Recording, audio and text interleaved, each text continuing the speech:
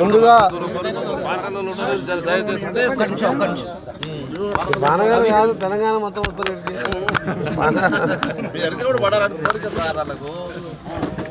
ముందుగా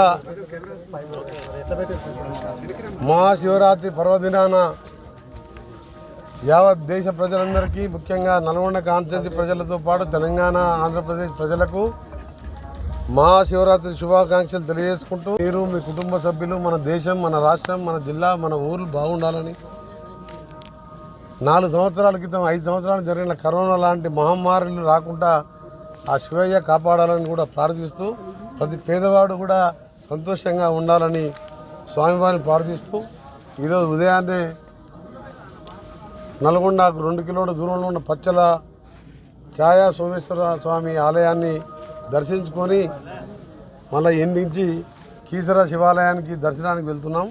ముఖ్యంగా తెలంగాణ గర్భగుడిలోని శివలింగంపై పగలు మొత్తం ఒకే స్తంభం మీద నీడపడేలా అద్భుతమైన వాస్తుశిల్పంతో 11వ శతాబ్దంలో నిర్మితమైంది.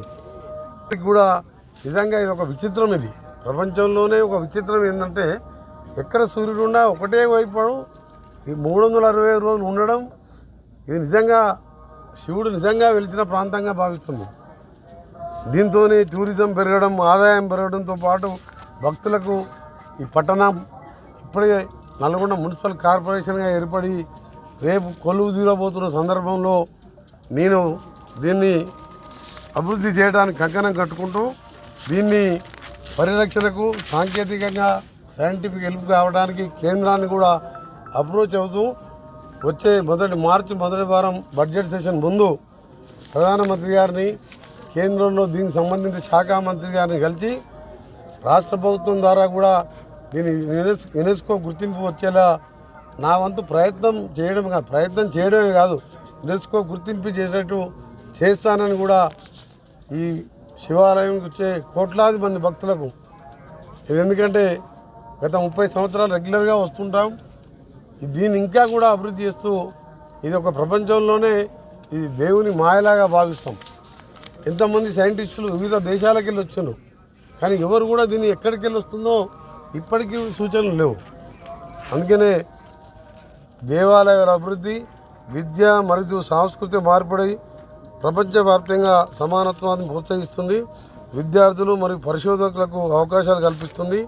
స్థానికులకు తమ వారసత్వం గురించి అవగాహన పెరుగుతుంది. అందుకనే ఛాయా సోమేశ్వర స్వామి ప్రత్యేకత ఏమిటంటే ఇది పానగల్ అనగానే ఛాయా సోమేశ్వరం అంటారు. వీళ్ళకి ఎంతోమంది జడ్జెస్ ఐఏఎస్ ఆఫీసర్స్ కానీ ప్రతి పేదవాడు కానీ ఇక్కడ దర్శించుకుంటారు. మీరు చూడండి ఈరోజు కనీసం 3-4 లక్షల మంది దర్శించుకునే విధంగా దీని అన్ని వసతులు కల్పిస్తూ గతంలో నేను ఎంపీగా ఉన్నప్పుడు దీని కింద హైవే లేకుండే ఈ హైవేని కూడా పూర్తి చేయడం జరిగింది. రాబో కాలంలో యునెస్కో గుర్తింపు రావడం ఖాయం. తప్పకుండా కేంద్రంలో స్వయంగా నేనే వెళ్ళి ప్రధానమంత్రి గారిని కలిసి అందుకనే ఇప్పుడు ఇక్కడ దాని విశేషాలు ఇవన్నీ కూడా పూజా కార్యక్రమాలు కూడా తీయడం జరిగింది. మీరు కూడా ప్రసార మాధ్యమాల ద్వారా దీన్ని అన్నీ కూడా మీకు వాట్సాప్ గ్రూప్లో పంపిస్తాం. దీని చరిత్ర తెలియని వాళ్ళు కూడా మీరు కొంచెం తెలుసుకొని 11వ శతాబ్దంలో ఏ విధంగా దీన్ని వస్తుందో మన ప్రజలకు తెలియజెప్పి ఇక ఒక టూరిజం పాయింట్ ఆధ్యాత్మిక సెంటరే కాకుండా టూరిజం పాయింట్గా చేయాలన్నదే నా లక్ష్యం. టూరిజం పాయింట్తో పాటు యునెస్కో గుర్తింపు వస్తే మనకు ఎన్ని నిధులైనా వస్తాయి, నిధుల కొరత ఉండదు. 1000 కోట్ల నిధులైనా వస్తాయి. దాన్ని ఆ విధంగా ఈ ప్రాంతాన్ని పానగల్ల కట్టని ఇక్కడికి వెళ్ళి ఆ చంద్రపల్లి డంపింగ్ యార్డ్ని గ్రామాలు లేని ప్రదేశాలకు షిఫ్ట్ చేసే కార్యక్రమం 3-4 మాసాల్లో పూర్తి చేస్తున్నాను. ఆ చందనపల్లి గ్రామంతో పాటు డ్రింకింగ్ వాటర్ ఇంత ఫేమస్ టెంపుల్ ఉన్నది కాబట్టి చందనపల్లి డంప్ యార్డ్ని కూడా 3-4 మాసాల్లోనే కొద్దిగా దూరమైనా సరే ఎక్కడ చుట్టుపక్కల గ్రామాలు లేని దగ్గరికి ఆ డంప్ యార్డ్ని మారుస్తూ గ్రేట్గా శివరాత్రి ముందు నాకు ప్రజలు ఇచ్చిన కానుక బాధ్యత పెంచిన కానుక గ్రేటర్ మున్సిపల్ కార్పొరేషన్ గెలిపించిన మా నల్గొండ పట్టణ ప్రజలకు పేరు పేరున చేతులెత్తి నమస్కరిస్తూ ఈ మాతల బాధ్యతని ఈ 3 సంవత్సరాల్లో పానగల్ ఛాయా సోమేశ్వరం నుంచే మొదలు పెడుతున్నాం. రేపు ప్రమాణ స్వీకారం తర్వాత అభివృద్ధి కార్యక్రమం వేగవంతం అవుతుంటుంది. ఒక గ్రీన్ నల్గొండ, ఒక క్లీన్ నల్గొండ, చెట్లు పాట్లాడే కారణం మన దగ్గర టెంపరేచర్ చూస్తే 5 డిగ్రీలు పక్క సిటీల కంటే పక్క టౌన్ల కంటే ఎక్కువ ఉంటుంది. దానికి ఏ విధంగా చేయాలో నిన్న హైదరాబాద్లో కన్సల్టెంట్తో మాట్లాడినాం. టౌన్ చుట్టూ కానీ కాలనీలలో వెదురు చెట్లు లాంటి పాతే టెంపరేచర్ 5 డిగ్రీస్ తగ్గుతుంది. ఇంకా కొన్ని చెట్లు ఉన్నాయంట, వాళ్ళ హార్టికల్చర్ వాటితో మాట్లాడడం జరిగింది.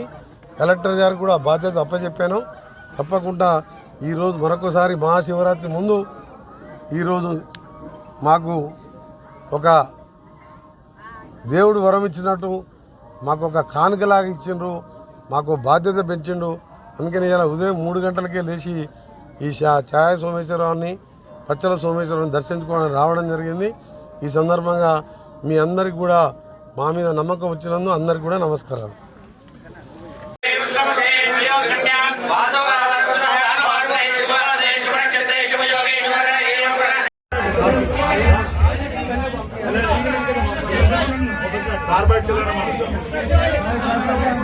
మీరు బయటికి రండి కొంచెం చిన్న ఒక్క నిమిషం గారు